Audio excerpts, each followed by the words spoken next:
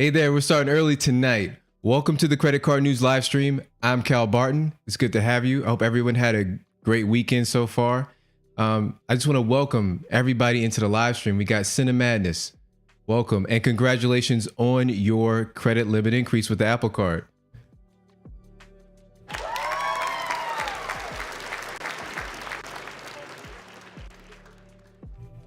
I want to welcome Jorge. I really appreciate that. I thank you for the kind words. Danny, I really appreciate you for the super chat. Definitely recognize that. It definitely goes a long way. Nino, welcome to the stream. Welcome back. Marshall, how you doing?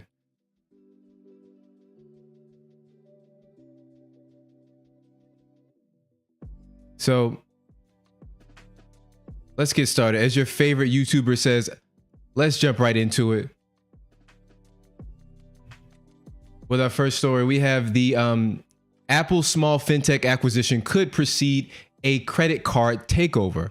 Apple said it's acquiring UK fintech credit card, or Credit Kudos, that's the name of the company, which could be its first step forward toward taking over the international consumer credit market. Credit Kudos is a less than 3-year-old London-based fintech specializing in credit checks. The company, which Apple paid $150 million for, could give the Apple Card a path to the UK.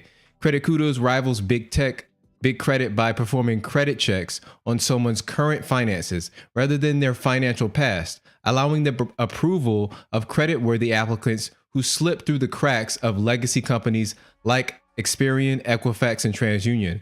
Not only could Apple use the company's tech to enhance Apple Card's credit checker in the US, it could also serve as a stepping stone to Apple establishing itself as a provider of financial products in Britain. So here are a few of my thoughts.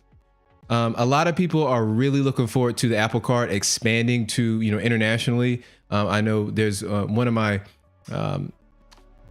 audience members really wants it to come to Canada. And they've been slow to expand the Apple Card into different territories. And, it launched back in 2019 and they've been really slow with the rollout. So it's really good to see them, make some real moves and show that they're trying to, go to, international markets.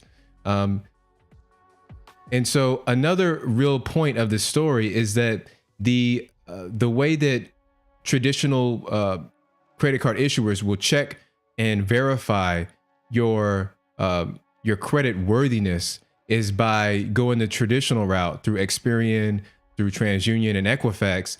And that's been the case for decades now, seemingly, that they're going to look at, revolving credit, auto loans and things, and payments of your mortgage, things of that nature. And so these new companies like Tomo, you've probably seen the Tomo credit card and Pedal card, they actually go into more of a behavioral based method of checking your credit and evaluating you. So they'll look at things that you're spent that traditionally won't be, they wouldn't have looked at before, like spending on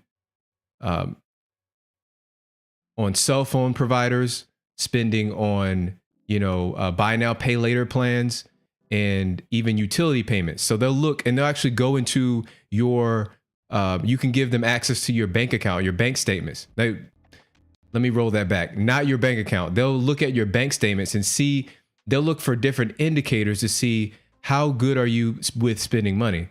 And so they'll use those. What that allows them to do is expand the user base, and they'll be able to see,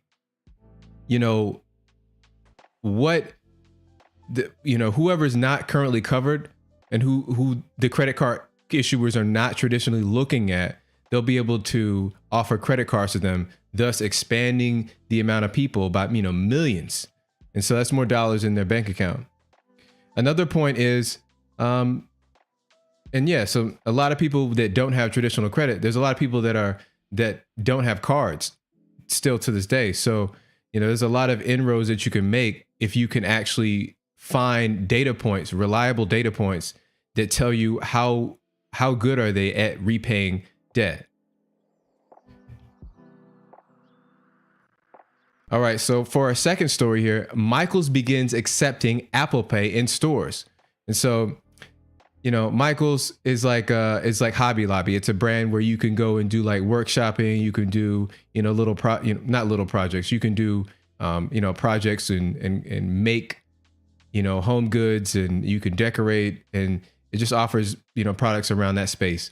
And so Michaels is accepting Apple Pay and other contactless payment methods. This can be seen on the company's card readers that show the 3 dots across the top of the screen that has indicated Apple Pay acceptance previously and at other stores. Additionally, the card readers do tell customers to tap their cards to the readers for payment. So it's good to see, again, Apple Pay is expanding in international markets, or the Apple Card is expanding to international markets, and Apple Pay is expanding acceptance. A big knock against the Apple Card is that they offer 2%, but it's only where you can use Apple Pay. And that when it first launched, it was a little restrained, a little constricted. And that was a big knock. A lot of YouTube videos and a lot of, consumers came out and said, listen, I can't really get much value out of this card because there's not many places I can use it, And so the more ubiquitous the places that you can use the Apple Card at, it pretty much makes it effectively a 2% card. So it's really good to see this. The expansion just continues, and it's kind of like a slow rollout, and it happens like silently. It doesn't really make much, press, much news coverage, but it's good to see it happening. And so I actually want to know who actually is using Apple Pay or Google Pay. I personally use Google Pay, but every time I go to the grocery store, I'm swiping through my list of cards. I keep about maybe 5 to 10 cards in my phone, and I'm just using the card that I'm, usually for grocery, I'm using the City Custom Cash to get 5% back. But it's nice and convenient, and it's nice to not have to carry my wallet every single place if I'm just going down to the street to pick up a few items. So I'm curious because I know that I saw a poll recently that said about 30% of millennials use contactless or wireless payment, and I think for Gen Xers and baby boomers, it said about less than 20%. So it's still not very widespread, but I think it's catching on. So we got the next story here. I know a lot of you probably use Robinhood. It caught fire. Robinhood ups fintech competition with new debit card launch. It's called the Robinhood Cash Card. The card will be linked to a spending account, which is separate from your brokerage account. The card can be used for in-person and online payments, as well as ATM withdrawals, and it replaces the current cash management debit card, which launched about 3 years ago. Robinhood will round up transactions made using the card to the nearest dollar and use that extra money to buy assets chosen by you. The roundup bonuses have not been clarified, and they're capped at $10 per week. So listen, first you got to give a big disclaimer. Robinhood has a bad track record. We've seen this happen. It's been a little bit of a train wreck. I think 3 years ago, they initially, before they even came out with the card that this is replacing, they had a botched launch of a debit card where they were going to give you 3%, a 3% interest rate on the account, and that was wrong. They actually said that they weren't going to give 3%, and I think the fine print, and it wasn't FDIC insured. That was the big deal. They got so much heat for that. Then they released that cash management card that's linked to the brokerage account. So that's going to go away completely. So I would not trust this company to stick by the products that they're releasing. At least their core business, which is their brokerage account, that's been pretty solid for the most part. I mean, if you don't count the debacle, which was the AMC and the that whole thing that happened earlier, last year. But this is a big red flag. I don't really trust the products they're coming out with. And also the rewards are very low. if you really dig into it, you're capped out at $10 per week. That's $40 per month, and they haven't even released any sort of data or any information about what these rewards will actually be. They said between 10 and 100%. They'll match the roundup that you get, or whatever your roundup amount is. They'll add 10 to 100% to it, but they haven't released what those look like. So who knows? I do like the design of the card. I mean, if for whatever it's worth, aesthetically, the card looks pretty good. I do like a green card. They have a pretty cool logo for whatever that's worth. And a debit card that earns rewards is actually pretty good. You know, you look at what's that new debit card that Amex has released? If you can't get access to a unsecured credit card, then having a debit card with some sort of cashback feature is nice to have. At least you're getting some sort of reward for it. I think Discover has a card that gives you 1% back on a debit card. So it's good to see that, especially if you can't get access to credit at this time. Next, we have Capital One Entertainment. You can redeem points for unforgettable experiences. I doubt that. But Capital One is introducing Capital One Entertainment, a new ticketing platform for eligible Capital One rewards cardholders that promises to unlock unforgettable experiences across sports, dining, music, and more. Powered by Vivid Seats, this new digital platform will allow cardholders to redeem their rewards for tickets to more than 500,000 events. And so they're starting with the NCAA Men's Final Four weekend in New Orleans, and they also have access to the iHeart Country Festival. So, listen, after doing some digging, from what I've found is that programs like this kind of have a short run. I'm not sure what they're doing behind the scenes. That it might make sense from a business standpoint that they'll have a press run. They'll have a lot of positive stories because they're offering a whole new program. But after a year or two, they kind of phase it out, or they just kind of forget about it. I wouldn't really put too much stock in it, but it's good to know that, you know, they have a new product that they're trying to, you know, offer to their customers and cardholders. So I don't personally use features like this. You know, the thing is, I'm really, and we're going to get to this later into the stream, but I'm a simpleton when it comes to credit card features. If it's got to be a common sense feature. Personally, I want it to be common sense, easy to use, you know, and if it's something that is like a passive feature, I love those. If anything automatic, I'm all over it. So that's what I'm looking for.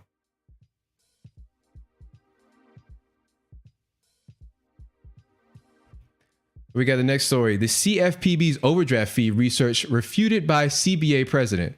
The CBA president is saying it's not backed by reality. The president of the Consumer Bankers Association, that's what CBA stands for, accused the Consumer Financial Protection Bureau of making unsubstantiated claims about overdraft fees after the federal agency released research on how much banks have relied on such charges over the last 6 years.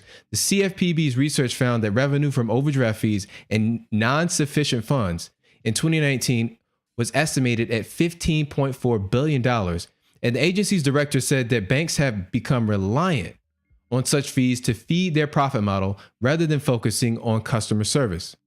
So, you know, personally, I think that these types of fees are predatory. The way that they're laid out, they'll actually, if you have an overdraft fee, if you went over for a candy bar, if you go to the convenience store, and you made several different transactions that day, sometimes they'll rearrange the transaction so that they'll get the maximum amount of fees charged to your account. You know, I've succumbed to that, you know, years ago. So I believe those are predatory fees. And I'm more likely to believe the CFPB because they're a government agency that are overseers. They provide oversight over the banking industry. But, you know, I've had my fair share of negative interactions with brick and mortar banks and overdraft fees. I wish that, online banks, and as they call neobanks, were available when I was younger, because they offer so many new features, but there's no fees attached to most of these features. So it's really good to see this come about. Young people have a lot of options today when it comes to building credit, when it comes to having access to, loans or credit cards with really cool features. So with these fintech companies, things are really opening up and making things really exciting,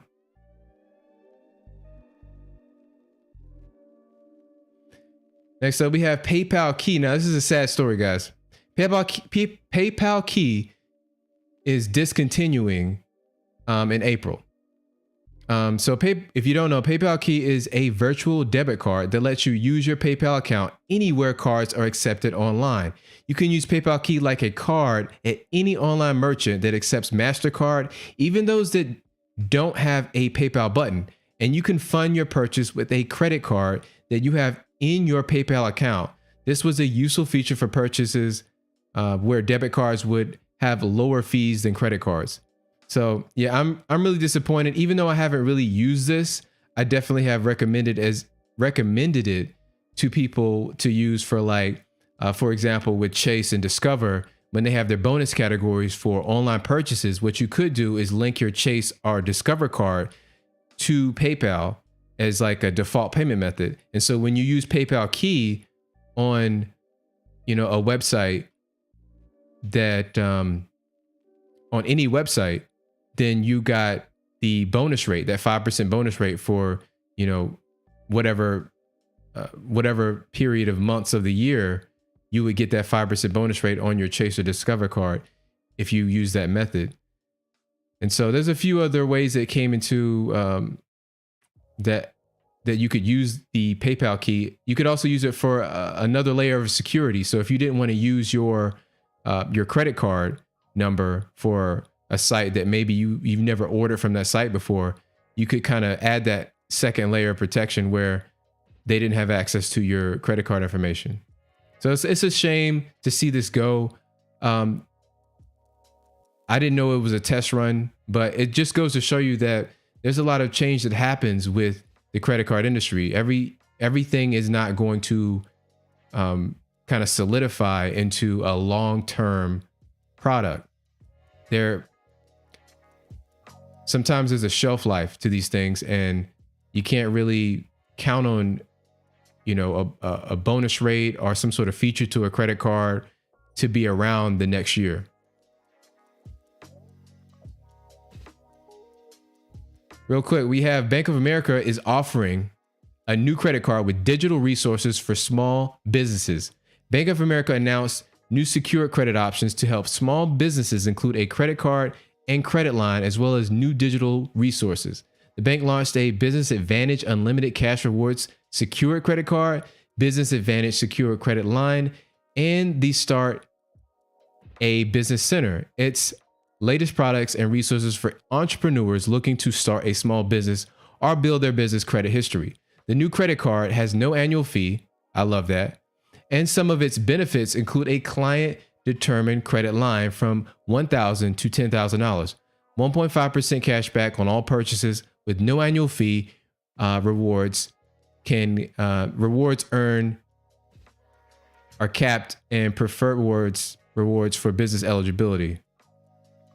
The products all come with no fee to join or participate. So if you're into business credit cards, this is, some new products that Bank of America is offering. Let's move on to the next thing. So I don't know how many of you are in California, but there's some new details here. Gavin Newsom offers a $400 debit cards for car owners as gas spikes, but GOP rejects, and they say it's a Band-Aid. So kind of the contents of this are: vehicle owners in California would receive $400 debit cards from the state under a proposal unveiled Wednesday in an effort to provide relief from skyrocketing gas prices. Under Newsom's proposal, Californians would receive a $400 debit card for each registered vehicle they own, with a limit of 2, according to the governor's office. The average motorist pays about $300 in gasoline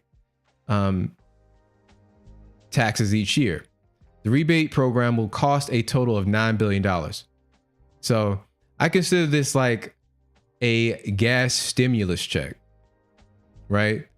They're just going to give you a flat $400 in your pocket. I think this is some decent relief. I mean, but here's the thing. It's kind of, you don't get something for nothing, right? Everybody's going to have to, in that state at least, is going to end up paying for that down the road. So I'm personally in New York. I've paid several times now over $5 per gallon. So it doesn't feel good. It really doesn't. I've never seen gas prices that high. I remember years ago when I was filling up back in South Carolina, it was about $1.50 to $2 the whole time. I've even seen some, for a year or two, maybe it was like 90 cents, 80 cents, something like that. I remember a time we are a long way from there.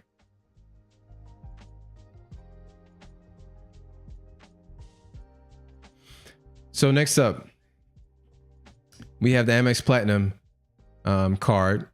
This is something we all love to discuss, right? So someone left a comment. I'm not sure if you're in the live stream, you can let me know so you can speak up. But I really felt compelled to discuss this on the live stream. So here's a comment someone left on my last video. He says, this is the reason why he loves the Amex card. I asked him, why is it so valuable to you personally? This is what he says. I get 5x back on travel and lounges when I travel. I also the limit is a lot higher for me, and there's no assigned limit, which means the more I use it, the more my limit will be possibly up to $250,000. That's nice. And I use it for e-commerce, so high limit like that will be much more helpful. But don't get me wrong, I'm still using my Apple Card here and there just because it's cool to use. So there's a lot of things here. I first want to tackle the 5X only on travel through Amex. And that's a little restrictive from my perspective. If you're only earning that 5X back on travel, how much are you actually traveling, right? And then the fact that you always have to go through that particular portal, I find that a little bit of an issue. So they're not going to have, and personally, when I travel, I like to go through Airbnbs a lot of the time. They don't have those on the Amex portal. And please correct me if I'm wrong. I was recently watching a great YouTuber, RJ Financial, and he actually recently made a video about this. I found it very interesting because he loves the Platinum card. He aspired to have this card, which I know many of you do, but the fees were too excessive, and he named so many different experiences that he had that were kind of negative with the card. And this travel portal, it's, you really have to look at where you're actually spending your money. And I venture to guess that many people aren't spending that much on travel as they think they do. Another thing is lounge access. I've learned a few different things about lounge access and the way that system works. But one thing I always mention is that you can only get access to the lounge 3 hours before your flight. If you have a connection, you can access it. But how much time do you have in between connection? If I wouldn't plan a trip with a connection to begin with. But if I absolutely needed one, it would be as short as possible. Just enough time for me to get from one plane to the next. There's no time to get into a lounge and have a good time, a good experience in that, because I'm rushing from one plane to the next. So how would that work? How would that look? And then also you have to be in the right terminal. You could actually be in the right airport, because I know some airports, they don't have maybe they don't have the Platinum Lounge, possibly have another lounge that you can access, but sometimes you have to be in the right terminal. So you might have to actually travel within that same airport to get to the right terminal to access the lounge. And here's another thing on top of that. what happens when it's crowded? I've heard recently that they've had to turn people around. There've been lines outside of the lounge, or when you get into the lounge, all the food is gone. So what are you getting? I travel one time in this quarter, and the one time I get to the lounge, it's overcrowded. I can't get a sandwich, or I can't get a drink and use the full amenities of the lounge. That's a problem. That's my perspective. Another thing is, he says that he likes the ability to expand that credit limit. And that's a really good feature, but maybe he would be better served with a business card, another business card like the Capital One Spark Plus card. And that is actually a charge card, which gives you 2% back. There's a $150 annual fee, but if you spend over 200K, which I don't think he would have a problem meeting that requirement, you actually get a $100 or $200 credit. So it actually pays you back the annual fee. So, and that's much better than the Platinum, the Amex Platinum, which has a $700 fee. So I'm just trying to make that, make these arguments here. Maybe there's a different route that he could take, and I just want to end it with this and say that I am more concerned with flexibility, seamlessness, ease of use, and straightforwardness. Those are the kind of things that are running through my mind as I analyze a card. Is I'm looking for something that is flexible. Can I use it overseas and not have a 3% foreign transaction fee? How can I move the rewards into my checking account where I have access to it and where I get the value from?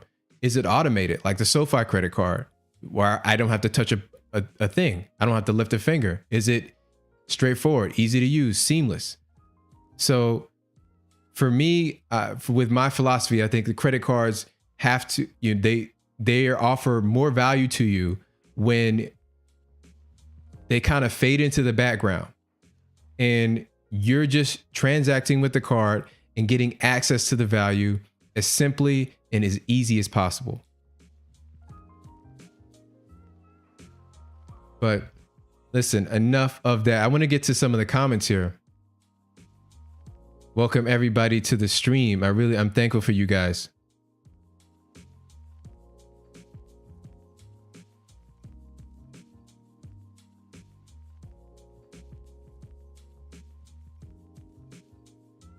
Fred, what's up? How you doing?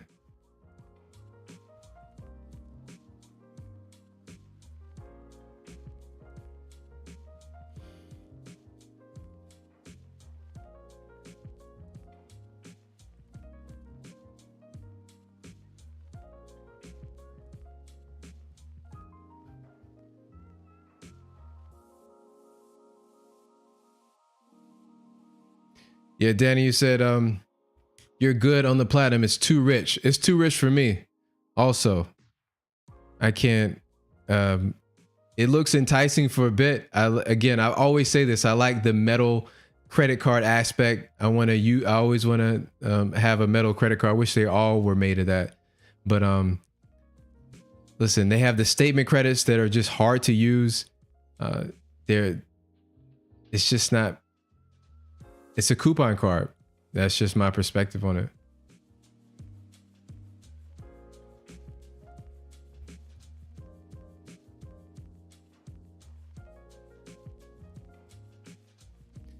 Yo, Cisco, congratulations, man.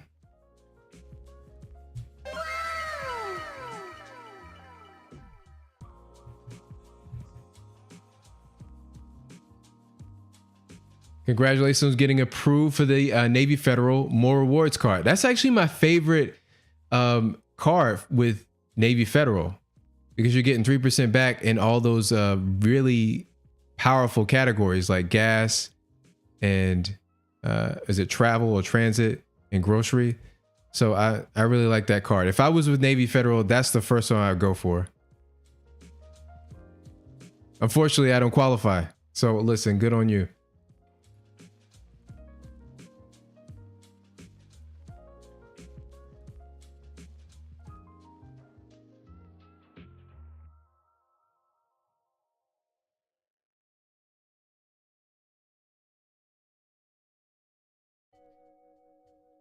Danny, man, you're saying you're in Cali. Listen, that's tough with the gas prices, but you don't have a car. So you taking public transit, or are you biking? Well, it's good. You're saving money either way.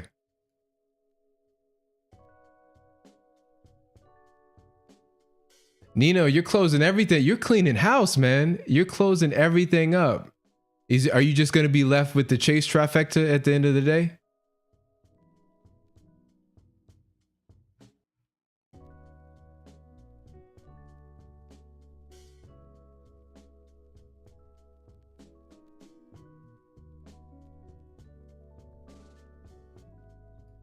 Renz, welcome to the stream. Is it Bonificio?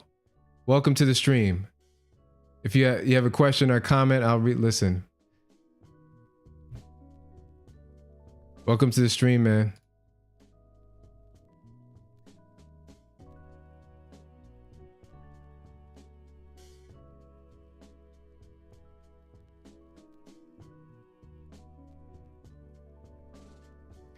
Oh, Nino, I didn't know about that. I've been spending the whole day looking for stories, and I did not see that. Nino says the credit bureaus are killing credit collection on the credit reports. I'm gonna take a look at this credit collection.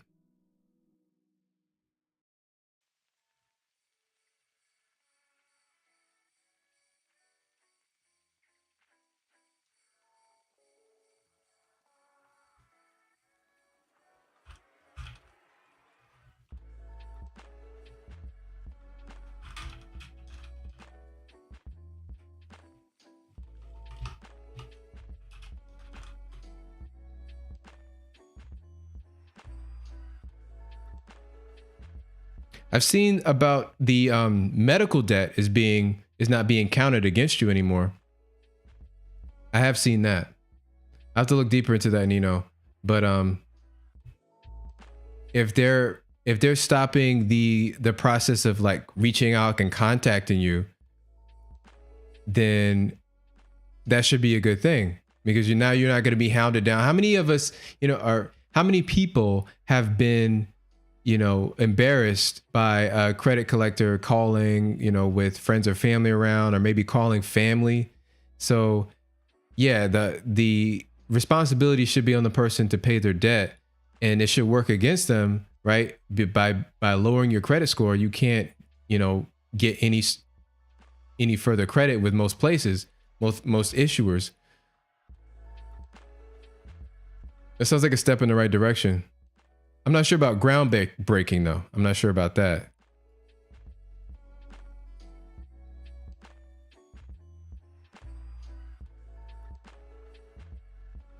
You said you're sticking with Navy Federal, Chase, and Amex. All right. How do you feel about me bad mouthing the platinum card so much, man? You gotta hate me right now. I like Navy Federal, Chase. Obviously I love the Freedom Unlimited card. I use that here and there. I have good experience with that. And I like the Freedom Flex. Bruce Wayne, you got the same goal as Nino? Sticking with Chase and Amex?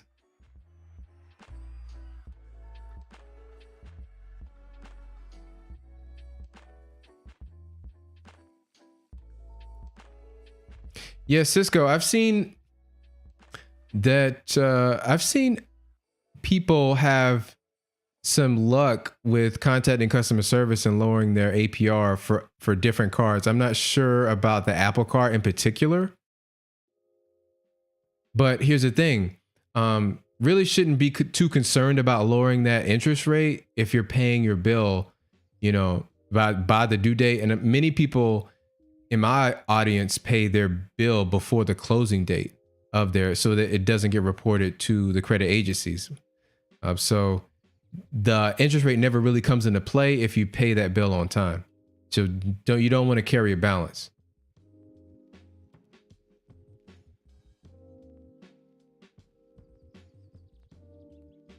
Yeah, Apple Card limit, you want to increase that. Just came out with a video. Check that out, by the way. I went into detail about one specific credit card user or credit card holder with the Apple Card who got approved for a $20,000 limit off the bat, and then was able to get a $10,000 limit increase 2 times over the course of a year.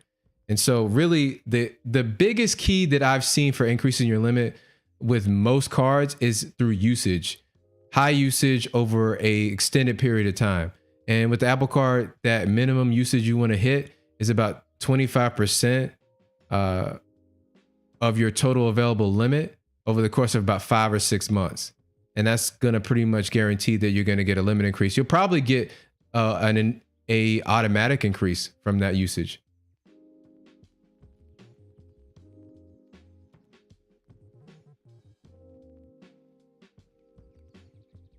Yeah, Cinemanis, you saying I don't get why issuers don't issue more metal cards versus plastic, as plastic pollution is a serious issue. Yeah, pollution is a serious issue. Credit cards are small. I wouldn't go to polluting, but listen, I want a card that feels good in the hand. I want to, I think that most of the time issuers see that as a premium feature of a card. So if they're going to offer you a metal card, they want to put that behind an annual fee typically. Or if they have a lineup of cards, they're going to make the plastic cards an entry level version. And then they're going to say, hey, you're going to hold this, dangle this over your head and say, hey, if you want, a nicer card, well, you have to pay that fee. So that just comes along with premium territory.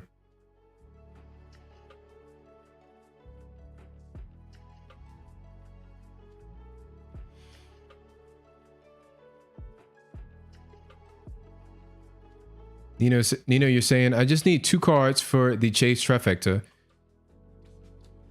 and 1 business, City Custom Cash, Amazon card, and I'm done. Yeah, listen, I have the Amazon store card. I have the City Custom Cash. So I definitely agree with you on that. I see the value in a business card. I just personally don't have a real use for these travel focused cards. I do travel some, but when I do, typically I'm not looking for hotel membership, and I try not to stay in hotels. Honestly, if I'm going to a city, I like having a nice townhouse. I like having a hot tub right there on a rooftop. When I went to Denver, when I go to Vegas, I like having a penthouse. That's not something that I'll have to, that's something I get through Airbnb. If I'm in a car, sometimes I like to get a luxury car. I will use a service like Turo. And those things aren't covered under the on the portals with Amex and Chase, I believe. I would be more enticed to have those cards if they offered more flexibility in that sense.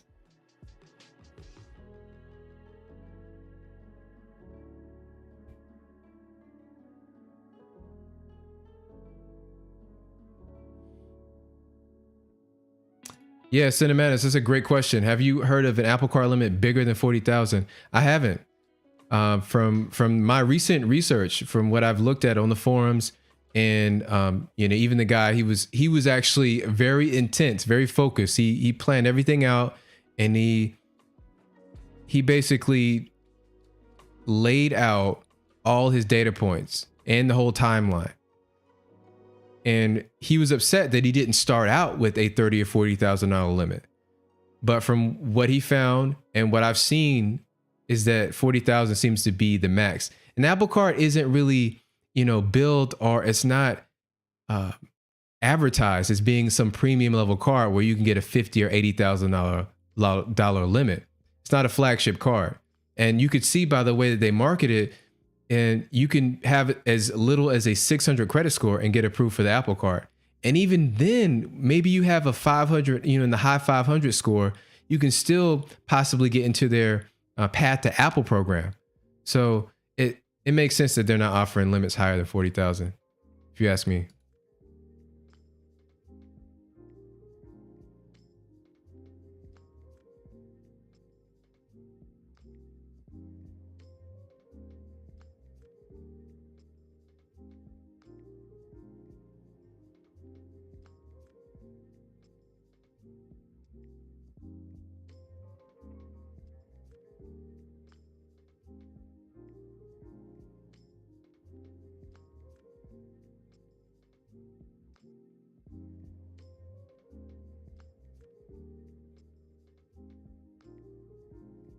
Bruce Wayne, listen, I love you. You want to flex, or maybe you don't want to flex, but you're saying it's good to use as a flex card, but I just can't rock with it.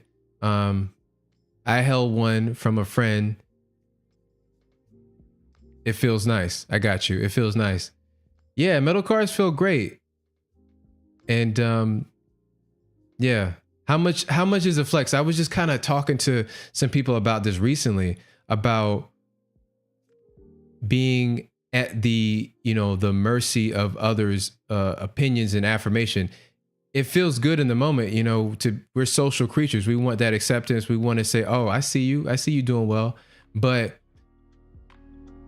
how is it valuable to you? Because they're not going to be with you when you're spending money, and you have a nice flex card, right? And you look really cool in that with using that card, but you're not earning as much value as you could be with the plastic City Custom Cash card, or some lesser known card.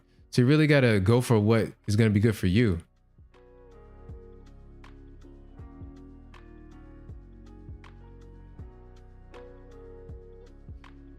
Yeah, Darren, what's up, man? Welcome to the stream. Welcome back. You saying, are there any benefits to people that don't have Apple products? So I'm assuming you're talking about an Apple card. I would say that the benefits, well, you need an iPhone to use an Apple card, because it is linked to Apple Pay, and to get the 2% back, you have to use Apple Pay.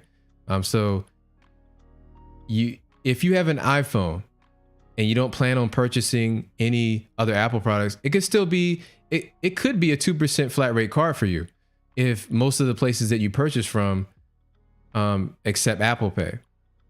So it's a little bit limited when you're trying to, pay for utilities, or gas, electric, or water, but you're kind of limiting the features of the card at that point. I would say if you're not gonna utilize their installment plan feature, or you're not gonna at least buy an Apple product, then you probably won't get much value from the card.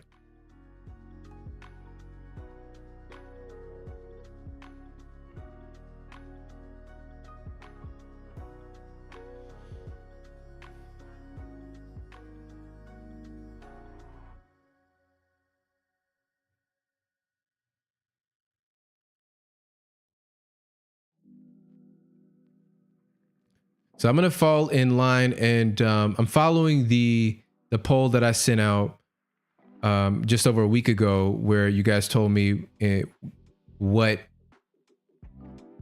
credit card issuers you were interested in. I believe the next one is Chase. So I'm gonna be hard at work for the next video, which is gonna be on Chase.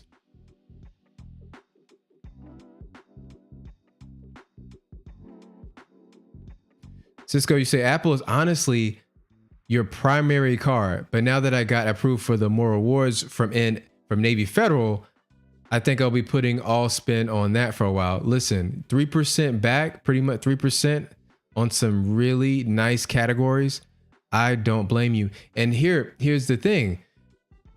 I think the max credit limit increase at the moment with Navy Federal is $8,000. So listen, the more you use that, the better. And they're a relationship based, bank. So the more products and services you use with them, the better shape you'll be in. That's nice to have.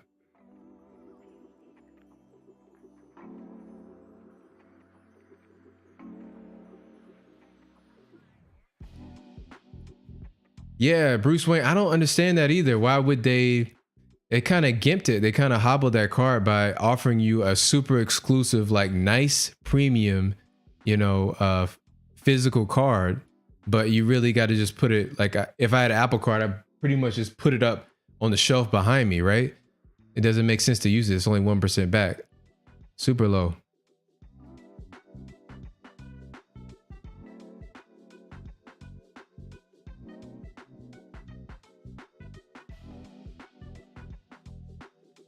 Yeah, Danny, exactly. You took the words out of my mouth. Apple Pay, they want you using Apple Pay because they actually get, just like other credit card issuers, they charge a fee. So they, credit card issuers or payment payment networks will charge an interchange fee. And I think they kind of break that down amongst themselves, but Apple does get a cut of those transactions. So they want you using Apple Pay.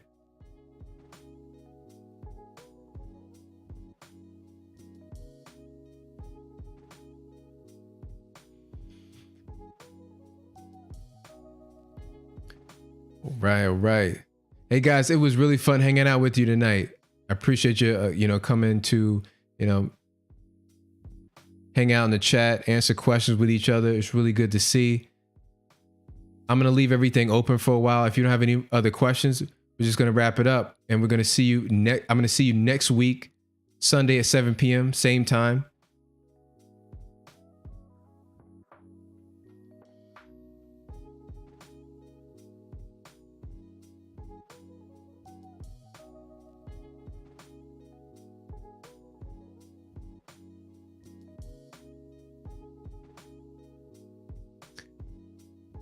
All right, everybody.